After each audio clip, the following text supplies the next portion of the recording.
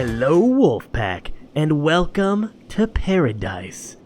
This circular string of islands that you see before you is called the Enewetak Atoll, and it's in the Pacific Ocean, and it really does look like paradise, doesn't it? Well, on November 1st, 1952, this right here was the site of the first hydrogen bomb explosion, where the United States was testing out its nuclear capabilities. And now we get to experience that moment. Some viewers may find this VR experience disturbing. Now this is based on actual footage, obviously not of the explosion, but of the islands. November 1st, 1952, the bomb was called Ivy Mike, the first hydrogen bomb. This is legitimately kind of terrifying. Like, this place looks 15 seconds like an island paradise. It's gorgeous. And yet here we go. Oh my gosh.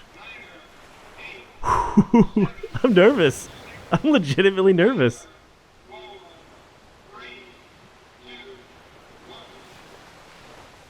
Oh my god. Oh. Now we are 6 miles away, or 10 kilometers for you Europeans.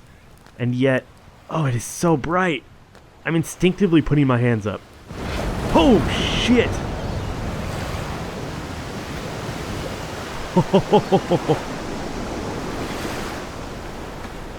Oh my god.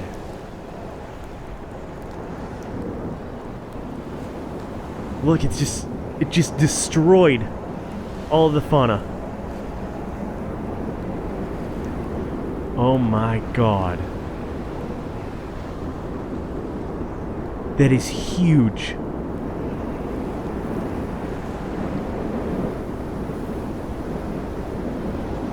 I can't even imagine what being this close to something this destructive would feel like. My god. It just keeps ballooning. I mean, I feel like I'm right next to it and we are miles and miles away. And just when that blast wave hit, like, I took a step back. It's almost gorgeous. Just look how it decimated the entire area. And it just keeps going. The plume here is miles high. Holy moly. What did just happen? So we were right there.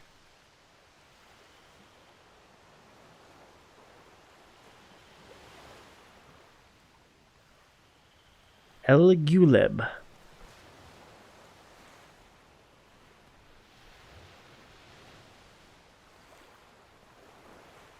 .4 megatons. That is large. 3rd degree burns and been permanently blinded. It was bright. I won't deny that. Look at that. But I mean, at least within that range, you're not dead. But man, when that shockwave hit, the pressure wave hit the area in which you were standing 17 seconds afterwards. Any people on the beach would have probably died. Alright, never mind. Oof. The billowing cloud carried radioactive particles far up into the atmosphere, from which they could spread to far-off areas. After Ivy Mike was tested, the United States went on to do 43 more nuclear tests here in the island.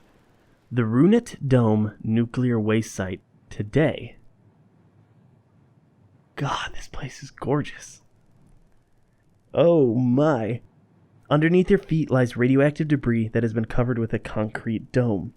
Yeah, that doesn't look good. The dome covers a crater left by the Cactus nuclear test in 1958. Radioactive topsoil and loose waste from the atoll's islands were collected and deposited here.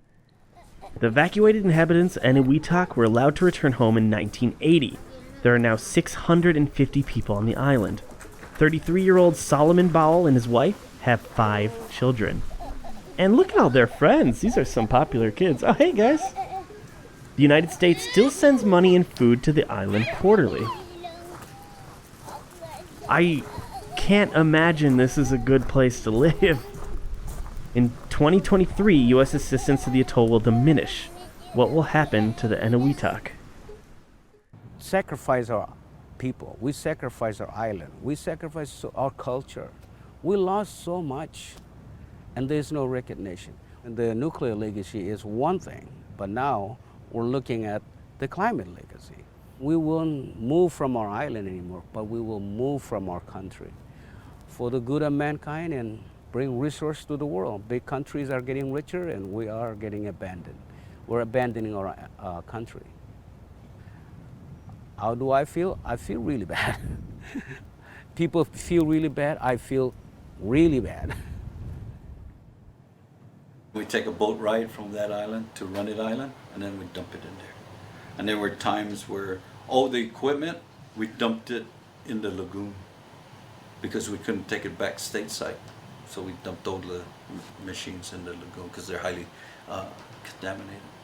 And that's still in the lagoon. It's still in the lagoon, yeah. So it didn't make no sense. Here we're taking dirt from there, put it in a dome, and still outside is more contaminated than inside. And the thing that got me is that, wait a minute, I was in ground zero. Sometimes I have to remind myself I was in ground zero, working with the other guys, and I was affected. We were young, and stupid, or just didn't realize what the situation we were in, till many years later. Yeah. All right, Wolfpack. We're gonna end the video watching Ivy Mike one last time. I have to say, this entire thing is pretty disturbing. The United States moved all these people off of the island just so they could test these hydrogen and nuclear bombs. And they allowed them to come back 30 years later, but the destruction and contamination on the island was still there. And people here have gotten cancer. And while we still give them aid, they've largely been forgotten. So it is disturbing to be here and see this gigantic nuclear explosion in front of us. Oof. Tense. It's crazy. I'm gonna brace myself for the impact again. Guys, this experience is totally free. I highly recommend checking it out. Learn a little bit about the history of this, because it's insane. Look how just the clouds are pushed away. Look at everything is just immediately starting to burn. Oh gosh, here it comes. 17 seconds afterward.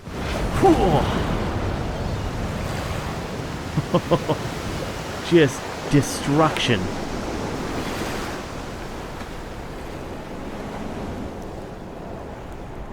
And this was nowhere near the largest bomb. Nowhere near. You hear talks of nuclear bombs all the time, and you read about Japan in the history books, but to experience it, and I know I'm in virtual reality, but to see this at this distance, your brain immediately starts imagining what it's like, and it is crazy.